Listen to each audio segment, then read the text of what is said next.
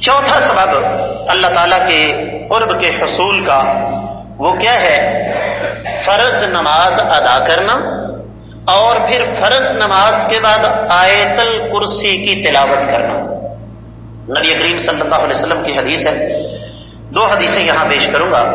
آقا علیہ الصلوۃ والسلام نے ارشاد فرمایا، رب کائنات فرماتے ہیں کہ میرا بندہ اگر میرے قریب ہونا چاہتا ہے اس کو سب سے پہلے ان فرائض کا اہتمام کرنا ہوگا جن کا حکم میں نے اپنے بندے کو دیا ہے۔ اس حوالے سے بہت بڑی غفلت ہے۔ وہ جی دیکھیے میں بددیانتی نہیں کرتا، جھوٹ نہیں بولتا، غیبت نہیں کرتا، چغلی نہیں کرتا، کسی کا برا نہیں چاہتا، اگر میں نماز نہیں پڑھتا تو کون سی قیامت آ گئی؟ غلط بات ہے۔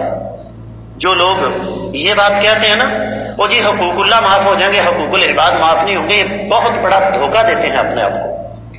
جو بد نصیب اپنے پیدا کرنے والے رب کا حق ادا نہیں کرتا، وہ بندوں کا حق بھی ادا نہیں کر سکتا۔